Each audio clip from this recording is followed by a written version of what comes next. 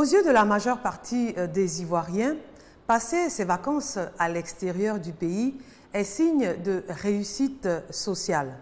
Même si, comme le dit un ami très cher, il s'agit en fait de séjourner dans 35 mètres carrés et parfois même de dormir sur le canapé d'un cousin.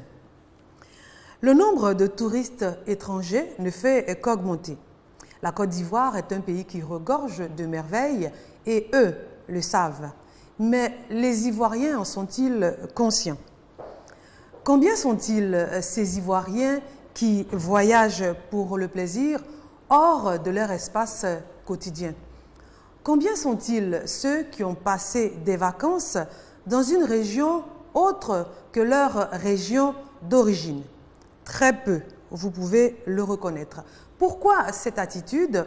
Quel est notre véritable potentiel touristique? Que faut-il faire? Pourquoi les Ivoiriens ne voyagent-ils pas? C'est le thème de la petite causerie de ce jour.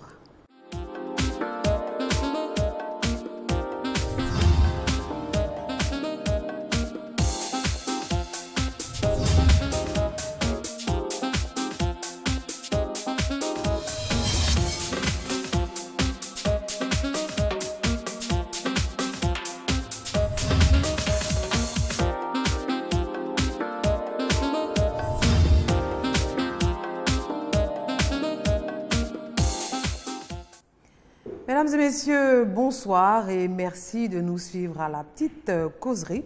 Nous allons faire une pause avec les sujets de cœur. Il n'y a pas que ça dans la vie. Et puis si on le veut, on peut faire la liaison puisque voyager, c'est aussi se retrouver à deux. C'est donc bon pour le couple et c'est tout aussi bien pour le cœur. Je vais vous présenter mes invités sur ce plateau. On commence par monsieur Gaston Adjalou. Il est directeur de tourdivoire.net, c'est un site.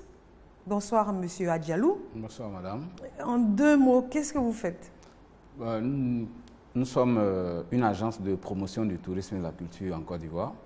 Sur Internet. Sur le net, nous avons notre site web qui est www.tourdivoire.net qui nous permet de faire la présentation de la Côte d'Ivoire dans sa dimension touristique et culturelle.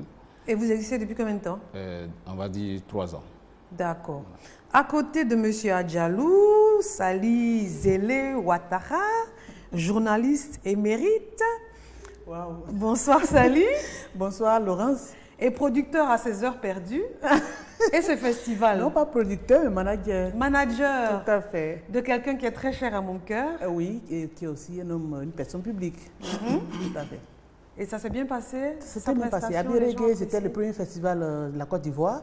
Ça s'est très bien passé. Il faut faire vraiment un gros coucou, un gros bravo à monsieur le ministre Moussa Dosso, qui était l'initiateur de ce festival-là. D'accord. Voilà. Félicitations, parce que ça a été vraiment très apprécié. Ça a été bien, 4 jours, il y a eu du public, on a joué, disons, pas on, je ne suis pas artiste, les artistes ont joué de 15 h, hein, disons, jusqu'à 6 h du matin des fois. Oui, d'accord. Bon, ça, il faut mettre ça dans votre site. Monsieur Ambroise Bionao, il est responsable d'un réceptif hôtelier dans l'ouest de la Côte d'Ivoire. Bonsoir, monsieur Bionao. Oui, bonsoir. Comment ça va? Oui, ça peut aller, ça va. Comment s'appelle l'hôtel? Nyeneseme. Eh, Dieu, il n'y a pas un nom plus... Ah oui, mais c'est un nom... Et ça veut dire quoi? Nyeneseme, littéralement, ça veut dire le nom n'est pas mort. Voilà. Le quoi? Le nom n'est pas mort. Le nom n'est pas mort? Oui, littéralement. Voilà, c'est ça. Et pourquoi vous dites le nom n'est pas mort? Oui, parce que, bon... Le nom Bionao n'est pas mort, quoi. Voilà, si vous voulez, mais sinon, on veut parler de Bangolo qui, à l'époque, a subi beaucoup de... Des dommages. Voilà, des dommages. Et donc, Bangolo, la réputation de Bangolo n'était pas aussi chose. Et donc, on est là pour la relève de Bangolo. D'accord. Bangolo, le nom de Bangolo n'est pas mort, le nom de Bionao n'est pas mort, le nom de... Tout le monde à Bangolo n'est pas mort. D'accord. En tout cas, beaucoup de courage.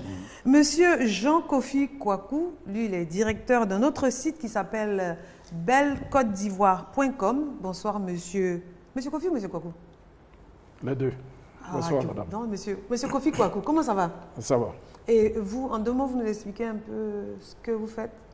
Pratiquement la même chose que nous sommes aussi un site internet. Nous existons, ça fait environ 3 ans aussi. 3 ans aussi. Nous faisons la promotion du tourisme en partenariat avec Côte d'Ivoire Tourisme, qui est l'organe étatique. Oui.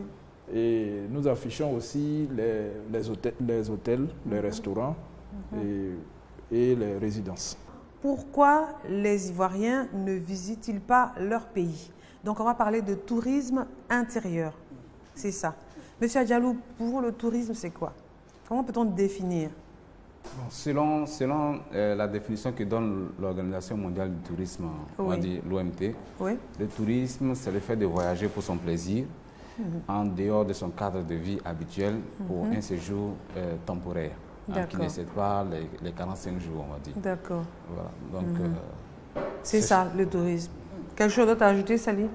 Oui, je peux ajouter que c'est vrai, c'est voyager, aller ailleurs, mais c'est aussi quitter son lieu habituel pour un autre endroit. Oui. Ça veut dire qu'on peut dire, comme on le dit souvent, tu fais le tourisme parce que tu as quitté ta maison pour aller ailleurs. D'accord. Ailleurs, on ne change pas forcément de ville ou c'est ça? Voilà, pas forcément de ville, mais c'est toujours le même. Ça peut être même le même quartier, souvent on le dit. On va la découverte. La découverte. Pour le plaisir. Pour le plaisir, juste pour le plaisir. D'accord, ok. Quelque chose à ajouter, monsieur Kofi Kwabou? Je voulais dire que, pour ajouter à ce que monsieur Adjalou a dit et ce que madame Sally a dit, il y a toujours un motif. Oui. Pour un motif du déplacement. Qui nous définit le type de tourisme. Voilà. Exact. Ce qui nous définit forcément le type de tourisme. Allons-y. Qu'est-ce qu'on a comme type de tourisme en Côte d'Ivoire? Disons que la Côte d'Ivoire, je peux dire, est gâtée sur ce plan-là parce qu'il y a toutes sortes, pratiquement tous les types de tourisme existent en Côte d'Ivoire. Religieux. Il y a le tourisme balnéaire. On a près de 600 km de côte. Votre voisin nous le prouve avec sa belle tenue. Oui. Monsieur Biounao, tourisme culturel, il y a beaucoup de choses à voir du côté de l'ouest du pays. Oui, bien entendu. Nous avions beaucoup de choses à découvrir chez nous, là-bas à l'ouest. En dehors des cascades? Oui, il y a les cascades, bon, il y a les festivals, il y a les glas, il y a des sites, même beaucoup de sites qu'on peut découvrir. Mais bon, depuis un certain moment, ces sites-là ne sont malheureusement pas fréquentés. Ils sont en sommeil. Oui, ils sont en sommeil. Vous allez les réveiller rapidement. Par la grâce de Dieu, mais je pense que, bon, avec l'aide d'émissions comme celle-ci, bon, ça pourrait aller. Ouais, ça pourrait aller. Ouais. Alors, on est tous d'accord pour dire que l'Ivoirien ne se déplace pas à l'intérieur du pays. On se pose la question de savoir pourquoi. Est-ce qu'on peut dire que le premier obstacle, c'est la conception que l'on se fait des vacances, des congés? Il faut dire que l'Ivoirien même n'a pas la culture du voyage, d'aller vers l'autre. Voilà. Même les vacances, on n'a pas cette culture. Il y en a, je connais des gens ici qui travaillent depuis plus de 10 ans, qui n'ont jamais pris de congé.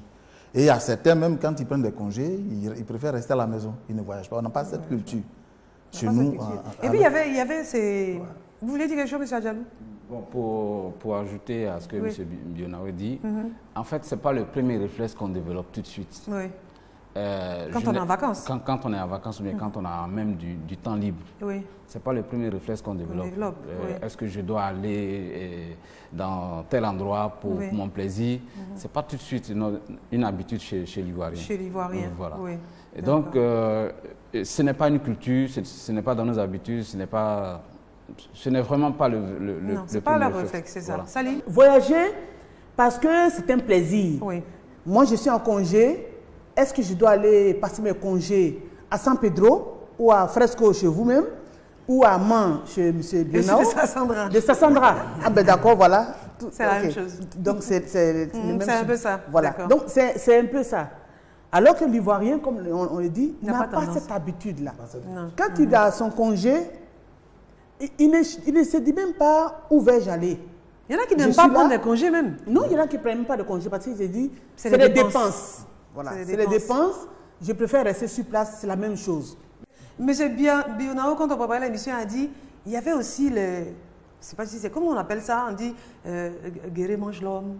Ce genre de choses. Donc, ce qui fait que l'Ivoirien a peur d'aller. Voilà, c'est ça justement.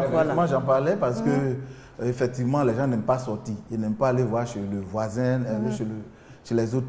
C'est aussi ça le problème. Ça dit tout à l'heure, j'ai dit la culture, on n'a pas cette culture. Oui. Et à l'époque, par exemple, bon, moi je suis de l'Ouest, hein, bon, les Akans en général disaient que chez nous, à l'Ouest, hein, on mangeait les hommes. Oui. Et donc ça, c'est entré dans la tête de certaines personnes. Même s'il y a quelque chose là-bas, ils vont avoir peur d'aller. Même chez nous aussi, on nous disait à l'époque que chez les Akans, quand ils font la fête d'Ignam, là, ils tuent les étrangers et puis ils les enterrent. Et donc nous, quand on était tout petits, on avait peur même de voyager, d'aller chez eux. Et quand on nous oriente, par exemple, à Boaké, les villes des gens, nos mamans nous disent, vous là, ne sortez pas quand les gens ont fait leur fête, là, restez à la maison. Déjà, on avait peur. D'accord. Donc vraiment dans la culture, déjà, je pense que ça, c'est un obstacle.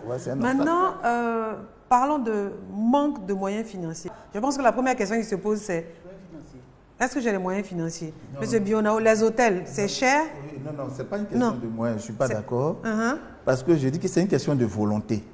Volonté, là, ça se quantifie comment? Non, j'arrive. D'accord. Vous pensez que les Européens qui viennent chez nous, là, ce n'est pas parce qu'ils ont beaucoup d'argent. Non. Mais ils se disent quoi? Que dans l'année, ils ont 12 mois.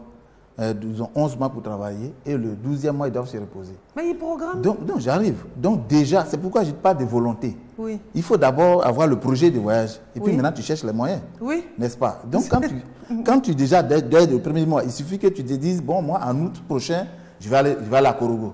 On me parle du mont Korogo, je vais aller découvrir. Même, il suffit que tu épargnes 5 000 francs par mois. Comment on appelle, en 12 mois, ça te fait 60 000 francs. Mais ça peut aller là-bas? Oui, avec 60 000 francs, tu peux bien aller à Korogo, découvrir la ville et puis revenir. Donc c'est une question d'abord de volonté.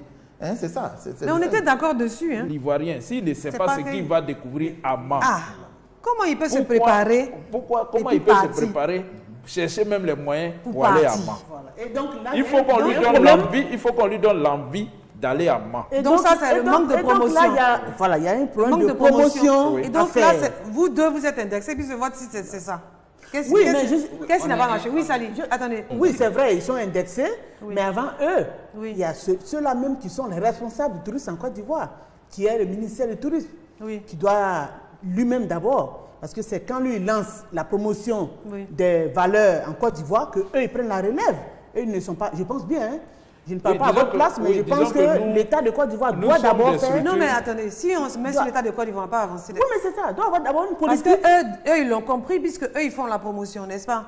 Oui, bien sûr. Monsieur Adjalou. Nous sommes des structures qui accompagnent... Attendez, monsieur Adjalou va dire de comment, parce qu'on n'entend pas beaucoup. Oui, bien sûr, c'est vrai que nous sommes interpellés, mais en même temps, on est là pour dire que ce travail-là, on le fait. Nous, par exemple, à Côte d'Ivoire, on est à l'aise de parler de tourisme intérieur.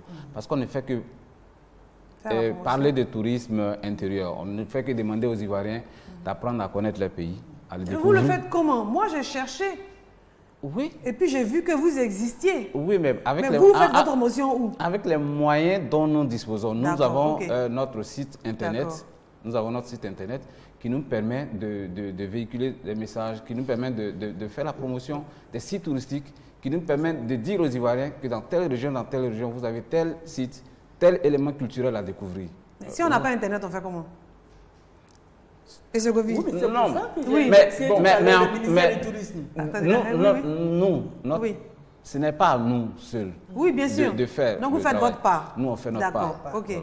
D'accord. Ce que moi je voulais dire, c'est qu'au niveau de bellecotedivoire.com, ce qui a présidé même à la création de notre site, on s'est posé la question de savoir quelqu'un qui est à Abidjan et qui veut aller par exemple à des funérailles, qui doit aller par exemple à des funérailles à Bangolo. Bangolo, parce que mon frère est juste à côté de moi, c'est l'exemple que je prends.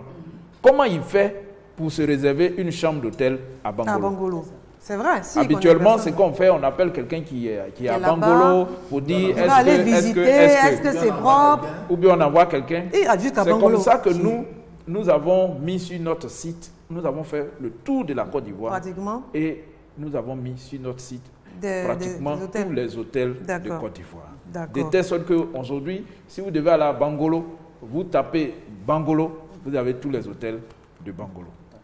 D'accord. Ça vous permet déjà, ça vous enlève déjà une épine du pied et ça vous permet déjà de savoir que vous avez la possibilité de dormir dans un cadre assez confortable en y allant. D'accord. Ça, c'est un aspect de la promotion. Est-ce que, par exemple, M. Bionao, vous, en tant que propriétaire de réceptifs hôteliers, est-ce que vous menez des actions de promotion aussi pour attirer les Ivoiriens vers vous là-bas? Oui, bien sûr. Bon, avec nos moyens que nous avions, sur les sites.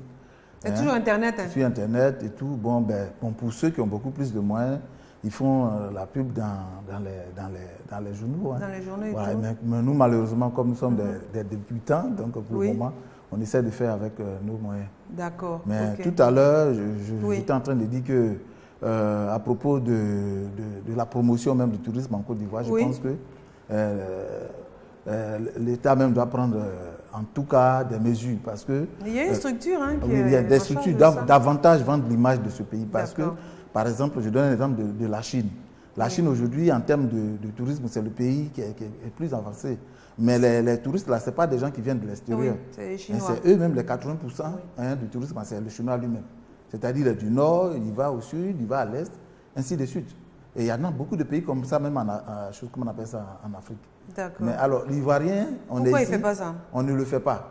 Il attend d'être en mission. Voilà, on attend d'être en mission à Boaké pour aller. Et puis on embarque la copine. Voilà, c'est ça. Et donc, c'est ça aussi le problème. Donc, il faut que les gens apprennent à connaître leur pays. Il faut qu'ils sachent qu'en Côte d'Ivoire, il y a de belles choses. Oui. Moi, par exemple, j'ai eu l'opportunité d'aller une fois à Washington. J'ai pris le véhicule. Il y a un véhicule là, qui fait le tour là, à Washington où on paye. Et puis qu'on fasse. Mais qu'est-ce qu'ils nous ont montré d'extraordinaire? C'est vrai, c'est les États-Unis, c'est tout et tout. Mais il n'y a rien d'aussi beau que la Côte d'Ivoire. Que la Côte d'Ivoire. Seulement les gars ont vendu leur image.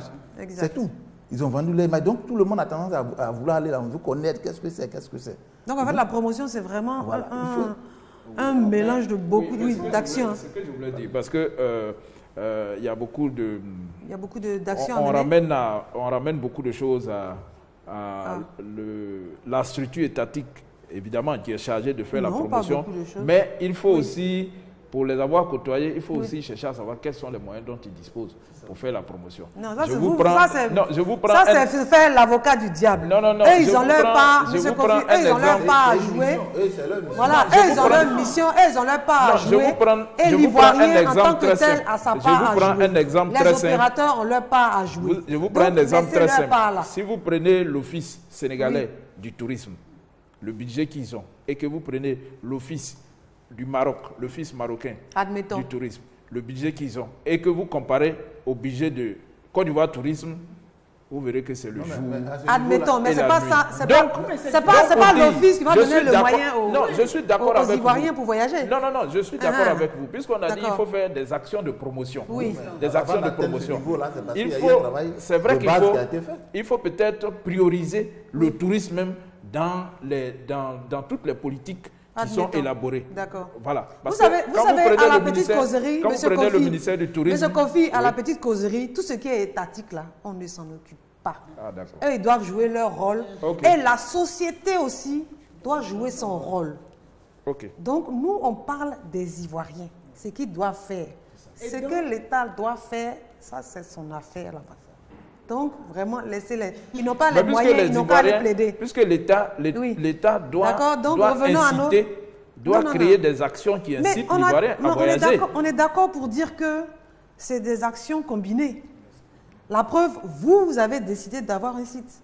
Oui. Donc, les autorités locales de Bangolo peuvent mener des promotions, mener des actions pour attirer les gens ou bien? Oui, c'est ça. Les conseillers généraux, les maires, les députés doivent faire tous la promotion et même les villageois de la ville dans laquelle ils résident. C'est ça. À ce niveau-là, si par exemple on prend Mans, Ambroise est là face à moi, si nous prenons Mans par exemple, si le maire de Mans, le conseil général de Mans ne fait pas la promotion de Mans, de tous les sites qu'il y a à Mans, les cascades, les Guessesso, le Tonkoui, etc. Dans des Mans. Il y en a tellement à Mans que personne ne viendra. S'ils ne font pas, personne ne viendra à Mans. Si chaque maire, chaque autorité, comme l'a dit Laurent, si chaque autorité fait la promotion de sa ville, je crois qu'il aurait des Ivoiriens qui voyagent. Mais parce que là, l'Ivoirien ne sait pas où partir. Aujourd'hui, il y a beaucoup de choses. On va peut-être entrer dans le cause. Il y a beaucoup de choses. Il y a l'insécurité, il y a les infrastructures qui ne sont plus en état, il y a ceci, il y a cela. Mais comment mettre en confiance les Ivoiriens eux-mêmes dans leur propre pays? Comment les mettre en confiance? Comment dire à un Ivoirien qu'en partant à 500 km, si je ne me trompe pas, 600 km en allant à Mans, il n'y a pas de risque d'insécurité. Vous ne prenez aucun risque. Les routes sont bonnes, le développement avance. Dans un cas climatisé, aujourd'hui, tous les cas qui vont à Mans sont climatisés. Quand vous quittez à 7 h à Abidjan, à 14 h, vous êtes à Mans aujourd'hui. Ça, moi, je peux vous le confirmer. Alors, il faut pouvoir dire aux gens que ça existe. Et ça, ce n'est pas l'État qui va... Aujourd'hui, le festival de Mans a disparu. Le festival de masques. Ça fait combien d'années aujourd'hui? Il n'y a pas de festival de masques à Mans. Jusqu'au point où, une année, on avait délocalisé à Abidjan. Ça n'a pas donné la valeur qu'on attendait. Non, ce n'est pas possible. On ne peut pas déplacer les masques, les glas à Abidjan. Non, et puis, ça n'a plus de cachet. Voilà. Il faut qu'on puisse remettre tout cela en place et montrer par tout ce qu'on a comme moyen de communication, la télévision, les sites internet, les journaux, que telle ville, telle autre ville est en forme aujourd'hui, qu'on peut y aller. D'accord. Donc vraiment, la promotion est un aspect important. On est d'accord dessus. Je voulais renchérir dessus. C'est sur ce que Madame venait de dire tantôt. Nous, dans le cadre de la promotion toujours du tourisme, nous avons approché des conseils régionaux. Avant même de leur adresser un dossier, nous sommes allés. Nous avons visité et fait connaître des mosquées qui datent de près de 400 ans, qu'on a révélées au grand public, qu'on a publié vraiment à grand tirage et tout ça. Et par la suite, nous avons fait des dossiers pour dire, bon, voilà ce que nous pouvons faire avec vous, pour faire connaître tous les attraits touristiques de votre région. Mais ça ne les a pas intéressés. Donc, ça veut bien ça dire les a pas intéressés. Aujourd'hui, je pense que dans le cadre de la décentralisation, les conseils régionaux, les mairies ont en charge la promotion du tourisme dans leur zone. D'accord. On est d'accord dessus que... Donc, il ne faut pas qu'on ramène tout. Il faut pas qu'on ramène tout à l'État. Et notamment à Côte d'Ivoire Tourisme. Mais il y a que nos conseils régionaux ont un rôle à jouer. Et il faut qu'ils jouent ce rôle-là. Est-ce que le transport est un problème? Est-ce que le transport est un obstacle? C'est vrai qu'elle a dit à l'écart, mais est-ce que l'état des routes, la sécurité... Oui, il y a un problème à ce niveau, évidemment. Sur le site même des touristes, il y a, dans l'état des lieux, il y a l'insécurité. Donc, on ne viendra pas dire le contraire ici. Eux-mêmes qui sont l'État, même, disent qu'il y a un problème d'insécurité. C'est mieux, il y avait. Non, si, il y a un problème d'insécurité quand même. Hein. Non, c'est vrai que le pays... En tout cas, sur Facebook, les gens ont relevé ça. Oui, c'est vrai que le pays, en fait, le président de la République fait vraiment énormément de choses. Il y a beaucoup de choses qui se font parce qu'effectivement, dans le Nord, il y avait énormément de coupures de route. Mais aujourd'hui, quand même, il y a... En tout cas, dans l'esprit des gens... Je préfère qu'on dise il y avait parce que... Il y avait. Dans l'esprit des gens, voilà, c'est pas encore... Ça parce que la dernière fois, on a reçu au niveau de la maison de la presse la visite de l'ambassadeur de l'Allemagne. Quand il est venu, ça a été l'objet d'une discussion. Il a parlé de l'image de la Côte d'Ivoire qui était mise à l'extérieur. Et il a demandé, il a exhorté les journalistes à vendre l'image de... Donc à rassurer la population sur... Donc il faut qu'on rassure les gens aussi. Cette situation qui est dépassée. Voilà, oui, n'empêche, on ne peut pas dire que... On le dit, il y en a, mais il y a des choses qui sont en train de se faire. C'est ce qu'il disait. Bien sûr, il y avait des problèmes de coupure de route. Ça, les gens en ont souffert ici. On ne peut pas le nier. Bien sûr, mais aujourd'hui, quand même, c'est en train de se tasser doucement. Mais dans quel pays il y a l'insécurité zéro? Ça n'existe pas. Nulle part dans le monde. Et l'état des routes? Voilà. Donc, et l'état des routes, ça pose aussi un problème? L'état des routes, oui. Il y a des régions quand même. L'état des routes peut constituer un frein pour le déplacement de quelqu'un qui veut aller visiter, par exemple, Bondoukou. Quand on prend l'axe Abidjan-Bondoukou, à partir de la coupée de Georges, à partir d'Azopé, la voie, elle est dégradée. Donc, qu'est-ce que moi je gagnerais à aller casser mon véhicule si je dois aller avec mon véhicule? Ou bien, pourquoi est-ce que je devais passer plus de temps qu'il n'en fallait pour arriver, par exemple, à Bondoukou? D'où le fait que les Ivoiriens partent à Assini, à Bassam, et un peu plus loin à Yamoussoukro parce qu'il y a l'autoroute. Voilà. Ils ne vont pas plus loin que ça. Important. Maintenant, les potentiels touristiques, est-ce que les sites sont connus? Est-ce qu'ils sont surtout entretenus? Parce que c'est vrai, on dit qu'il y a beaucoup de sites, mais est-ce qu'ils sont entretenus? Monsieur Adjalou. Il y en a qui sont entretenus. Et par qui? Bon, par exemple, moi, j'ai effectué un voyage dernièrement à Assini. Oui. On va le dire comme ça. Oui. Et j'ai trouvé la plage d'Assini beaucoup propre. Ah, mais de toute façon, mais la plage d'Assini est entretenue par les habitants. Les villageois. Par les villageois. D'accord. Eux, ils ont compris déjà l'intérêt. Ils ont compris. Il y a une brigade de salubrité. Mais allons à l'intérieur du pays. Bah, ok. Là, voilà, j'y arrive. D'accord. Voilà, donc, il y a certains sites qui sont entretenus. Oui. Comme les plages, mais pas toutes les plages en tout cas. Pas toutes les plages, moi là-bas, il y a personne. Et puis, à l'intérieur du pays, il y a des sites qui ont véritablement besoin d'entretien. D'abord, même la voie d'accès à ces sites-là est impraticable. D'accord. Ok. Et puis, il y a toute l'organisation autour. Il y a toute l'organisation autour. En général, ce n'est pas des professionnels. Il y en a, par exemple, qui trouvent juste dans, je vais dire, au niveau de la gestion autour de ces sites-là, juste une aubaine pour se faire de l'argent. L'entretien, on n'en parle pas. Moi, on a été à la cascade de Mans. Oui. L'entrée est payante. Mais qu'est-ce qu'on fait de ce flux d'argent qu'on recueille chaque jour, chaque semaine? N'entretiennent pas.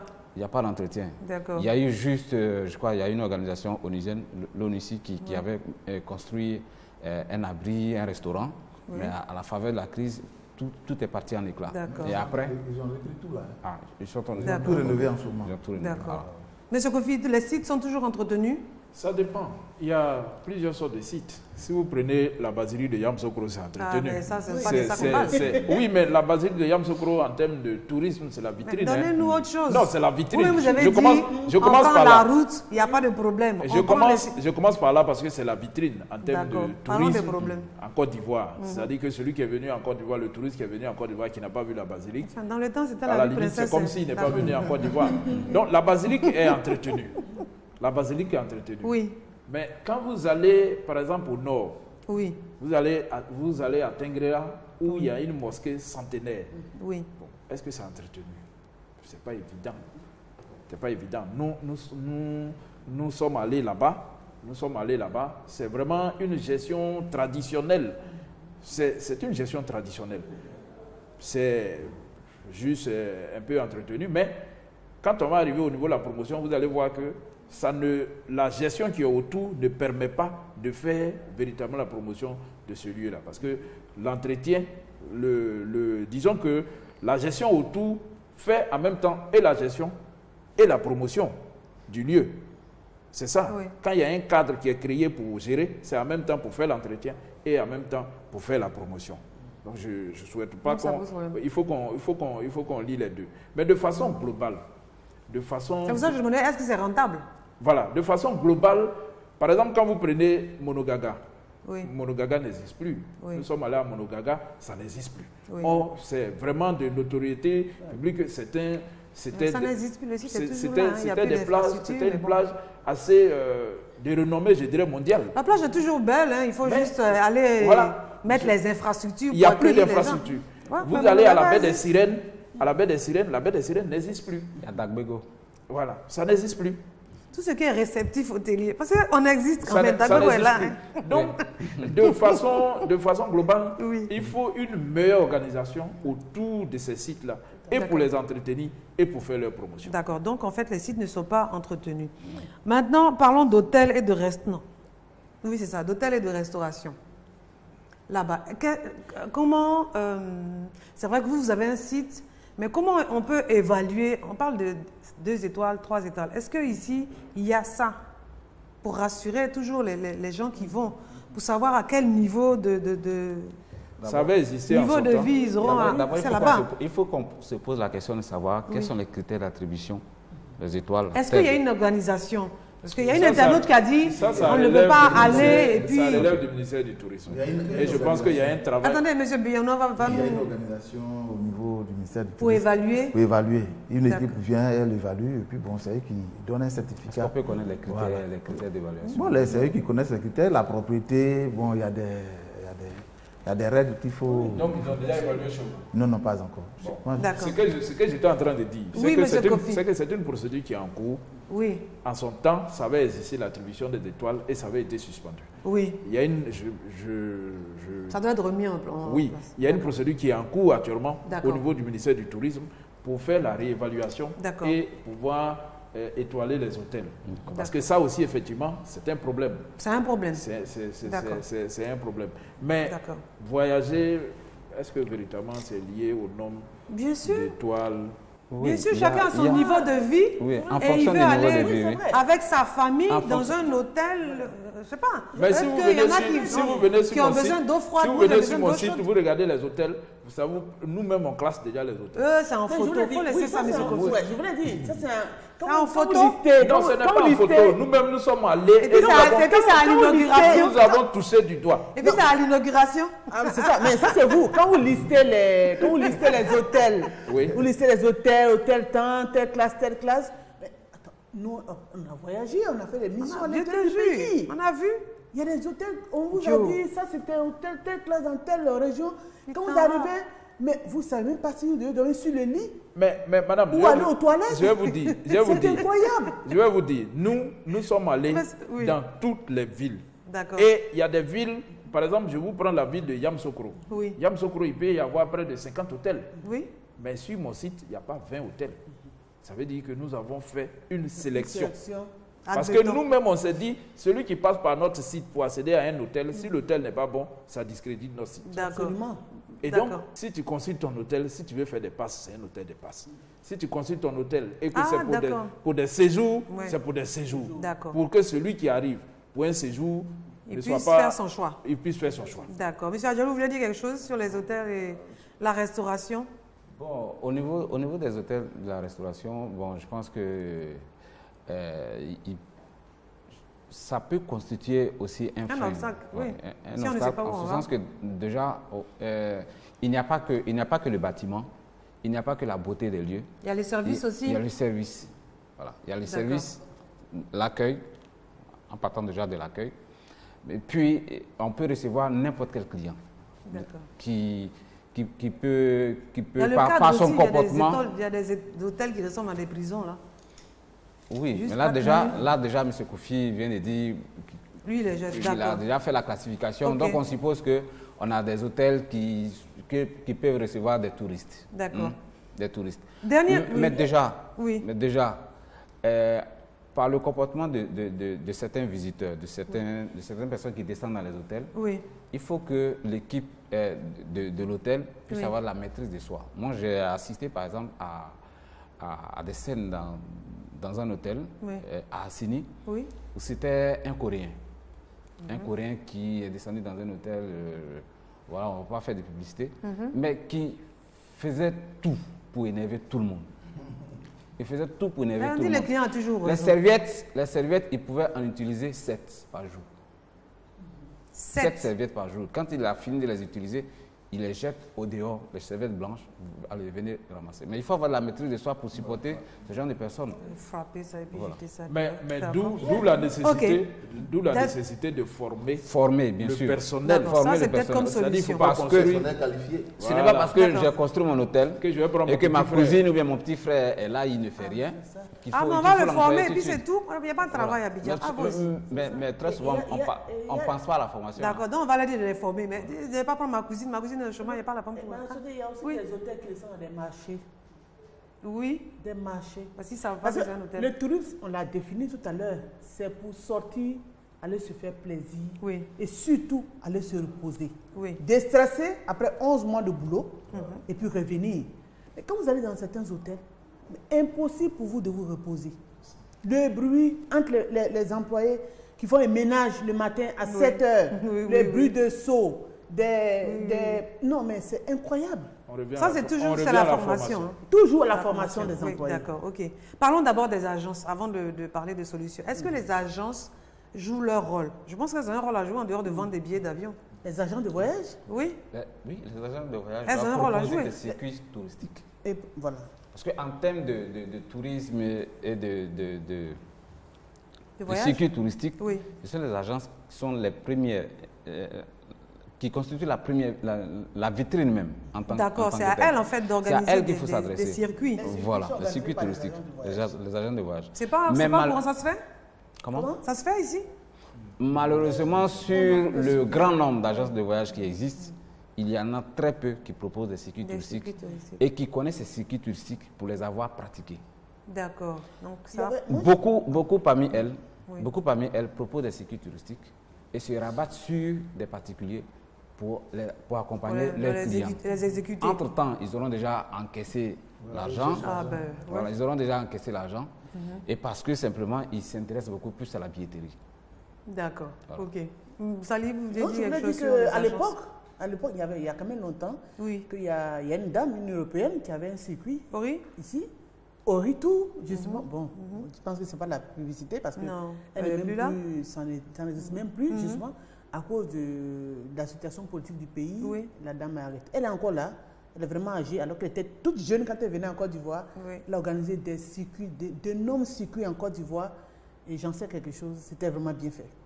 Mais aujourd'hui, on en trouve. Il n'y a pas de circuits organisés. Alors qu'aujourd'hui, on peut organiser des circuits par rapport à, je dirais, aux activités. Vous avez par exemple le café cacao. C'est des personnes qui travaillent sur toute l'année. On peut leur proposer un circuit. On peut proposer à telle activité, les députés, on peut faire cela. On peut faire ça. Mais ça, c'est les agents de voyage, évidemment, qui peuvent vraiment le faire, le réussir. Vous avez affaire à des agences de voyage, M. Biyounao? Non. Non, même pas. Elles ne vous approchent pas? Non. C'est nous-mêmes, tout au contraire, qui allons vers eux pour voir s'il y a pas d'éventuels... D'accord, ok. Voilà. M. Kofi? Oui, je suis d'accord avec vous pour dire que les agences de voyage ne doivent pas s'arrêter. Sont très absentes. Les agences de voyage doivent aller dans les comités d'entreprise, aller par exemple à la ETI ici, venir intéresser le personnel, leur proposer des circuits de voyage et tout ça. C'est ça. Et en partenariat avec des hôtels. Oui, à des prix abordables. Tout ce qui se fait en masse, évidemment, le coût, ça réduit le coût. D'accord. Monsieur Kofi, avant même que les agences ne viennent voir les comités d'entreprise, il faut qu'elles connaissent le terrain. Parce qu'elles peuvent venir vous voir, signer un contrat avec vous. Et puis se rabattre sur des particuliers. Peut-être parce que ce n'est pas rentable cette activité-là.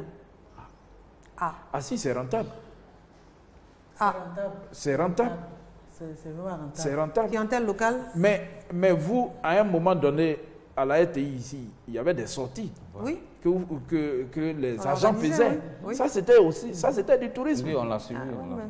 Oui, exact. Ça, c'est du tourisme. Oui. Pourquoi vous avez supprimé? Il faut que vous remettez ça. C'était sponsorisé, c'était pas simple. Voilà. Donc repartez vers les sponsors. Il faut remettre ça sur les rails. D'accord, ok. Il faut remettre sur les rails. Motion de soutien. Donc, venez vers nous. On va faire sortir les agents de la RTI. Donc, les agences de voyage devraient proposer des circuits aussi. Pas seulement se tourner, parce que peut-être qu'ils font pour les gens de l'extérieur. Oh, il n'y a pas beaucoup qui le font. Non, il n'y a pas beaucoup. Il n'y a pas beaucoup qui le font. Alors, comme M. Adjalou l'a dit, très souvent, il se limite à la billetterie. Vendre des billets. D'accord. C'est tout. Mais le touriste à qui tu as vendu un billet, qui est rentré en Côte d'Ivoire, il faut pouvoir l'accompagner jusqu'à ce qu'il ressorte de la Côte d'Ivoire. C'est ça. D'accord, ok. Alors, qu'est-ce qu'on peut proposer comme solution pour améliorer cette situation? On a fini de critiquer, maintenant il faut proposer des choses. Monsieur Adjalou. Oui, déjà comme solution, il faut beaucoup communiquer. Communiquer sur les potentialités touristiques de la Côte d'Ivoire. L'autorité en charge du tourisme doit faire sa part. Nous aussi, on doit faire notre part. Autorité locale aussi. Il y a aussi les autorités locales, c'est vrai. Mais c'est toute la presse. La presse touristique, la presse hôtelière, c'est tout le monde qui doit véritablement s'impliquer parce qu'il s'agit de l'image de notre pays. Exact. Voilà. D'accord. Donc, promotion, c'est important. Ça lit autre chose? C'est pareil, la promotion. Parce que si les agences de voyage ne font pas de circuit, peut-être justement qu'il n'y a pas de promotion. Eux, ils ne veulent pas tout prendre en charge. Ça fait 100% de charge. Aller mettre les sites en état et puis faire la promotion de ces sites-là, ils ne peuvent pas le faire. Il faut que l'État même s'y mette et que vous suivez afin que eux, ils puissent voir ils puissent voir que le travail est déjà en train d'être bien fait avant de commencer à mettre en place des circuits. Sinon, ils ne le feront jamais. Donc, promotion par l'État de Côte d'Ivoire, promotion par les élus, les cadres de chaque région. Oui.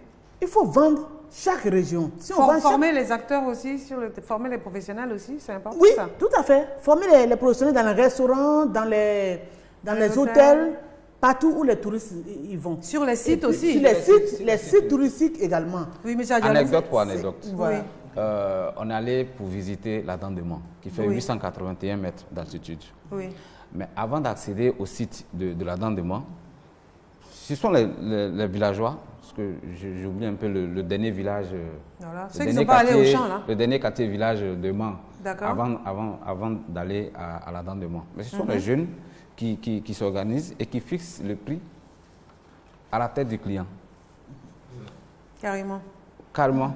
D'accord. Voilà, okay. Donc il faut pouvoir professionnaliser.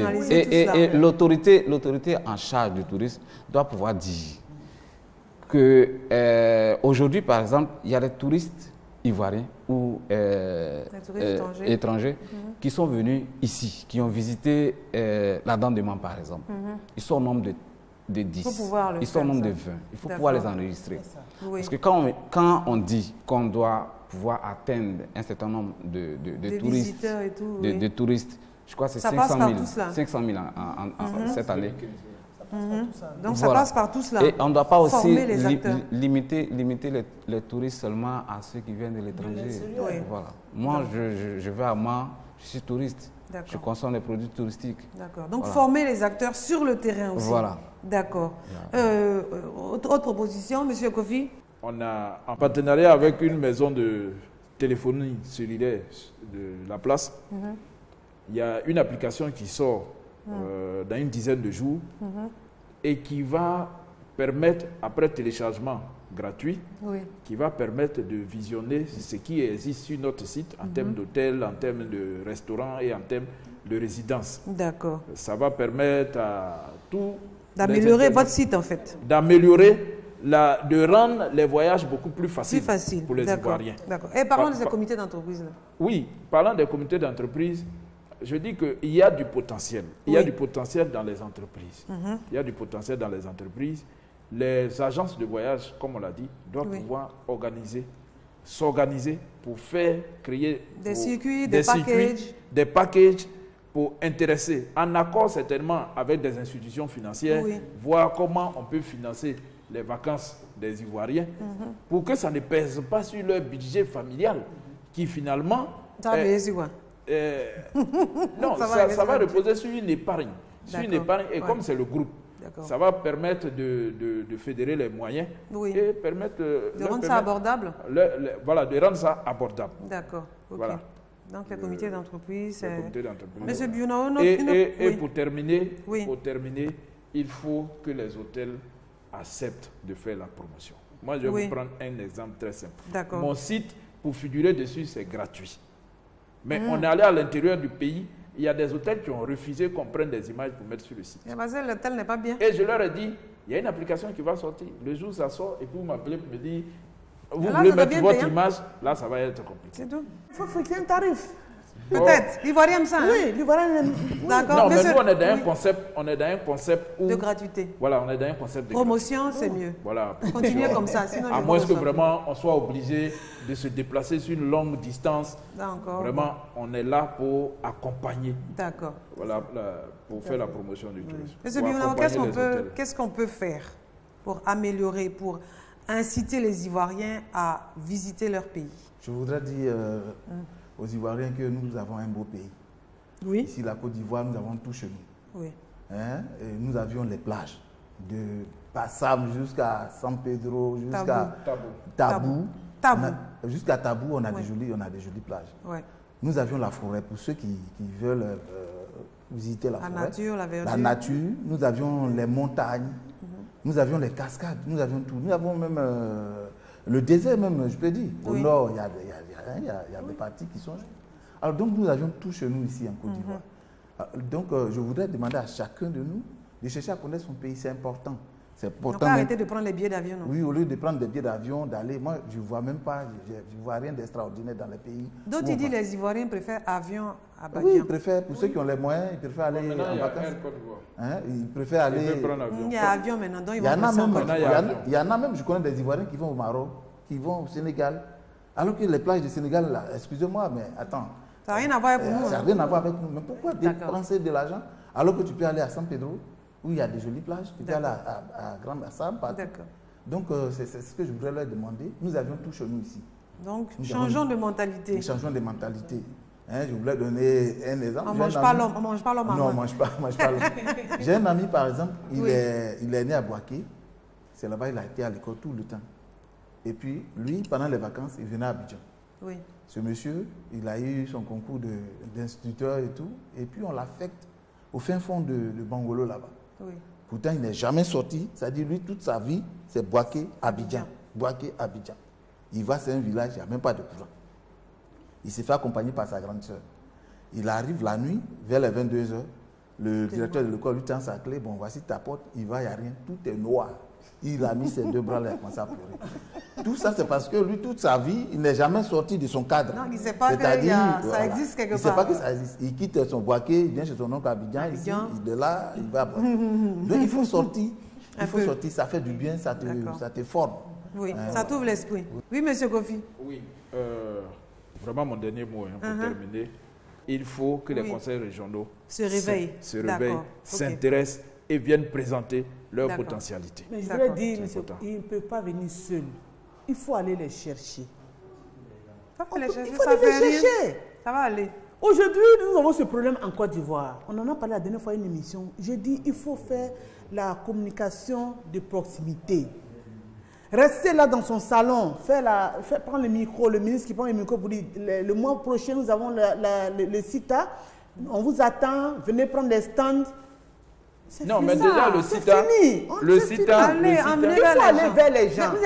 Dégager des personnes qui vont à Mans, dégager des personnes qui vont à San Pedro, une équipe qui va à Bengourou. Chercher les gens, proposer, faire des... Non, mais ça, je pense que c'est travailler les gens, les jeunes qui n'ont rien à faire. C'est fait par les relais, c'est fait. Bon, j'espère bien. D'accord. Conclusion, qui n'a pas conclu? Vous aussi, hein? Bon, je voudrais demander aux Ivoiriens aussi, surtout les Facebookers, parce que je constate quelque chose, c'est que très souvent... Mettre souvent leurs photos de voyage. Ils montrent, ça dit que l'image du pays. Oui. Et ils n'ont jamais... Bon, par exemple, je donne le cas du nouveau pont, du troisième pont. Oui. Peu de gens ont publié l'image de ce pont, alors que c'est quelque chose d'extraordinaire. Mais quand il y a eu l'eau, ils ont publié. Oui, alors dès qu'il y a eu l'eau nette, vous voyez que c'est brou, c'est parti. Alors donc, pas bien. Ils attendent toujours. Il faut penser à l'image du pays. Il faut penser à l'image du pays. Les gens balancent des images. On a tué telle personne dans telle... Vous allez voir que ces images-là, ils vont publier. Oui, c'est pas alors, bien. Quand c'est beau, ça fait une mauvaise publicité pour le pays. Quand c'est beau, on ne voit pas ces images-là. D'accord. On a fait vraiment sur les réseaux sociaux. Vraiment. Et c'est tout dommage. Ce qui est mauvais est publié. Voilà. Tout de suite, vraiment le lendemain, quelque chose se passe de mauvais. Le lendemain, vous avez ça sur les... Oui, d'accord. Donc, faisons l'effort de publier ce qui est bon aussi. Voilà, c'est ça. En tout cas, faisons l'effort de publier. D'accord. On va conclure, non? Alors, on a fini. Je vais conclure, mais non, je voulais conclure. Bon, monsieur Adjalou. Non, je n'ai pas encore conclu. Vous l'avez dit votre dernier mot. Moi, je n'ai pas encore conclu. Bon, monsieur Adjalou, concluez. Voilà, ce que je veux dire, c'est que tous ceux-là qui hésitent encore à voyager, à faire du tourisme, par rapport aux réceptifs hôteliers, nous, on est en train de mettre sur pied une carte de réduction en partenariat avec un organe international pour permettre aux détenteurs de cette carte-là de bénéficier d'une réduction dans 600 hôtels en Côte d'Ivoire et dans plus de 5000 hôtels en Afrique. Ça, c'est un bon outil de promotion. Voilà. Donc déjà, on doit rassurer les Ivoiriens sur ce fait. Monsieur Bionao, après, on va en parler hors antenne. D'accord, ok. Merci. D'accord. Alors, pour conclure, on peut dire la Côte d'Ivoire est belle et regorge de merveilles. Je voudrais faire un coucou à la direction du tourisme pour ses actions. Monsieur Kofi a fait la promotion en long et en large. Nous avons voulu apporter notre contribution en sensibilisant les Ivoiriens sur cet aspect de nos habitudes. Prendre des vacances, se reposer, faire du tourisme, c'est bon pour la santé, c'est bon pour le moral, c'est bon pour le couple, c'est bon pour la famille. Pourquoi s'en priver? Mais attention, quand on vous demande de voyager, c'est avec votre épouse et vos enfants. S'il vous plaît, les petites copines ont assez eu de week-end. Donc, vive la famille. Je voudrais vous dire merci à tous sur ce plateau et merci à vous qui nous suivez. C'est toujours un plaisir d'être avec vous. Je vous dis au revoir et on se retrouve dans 15 jours.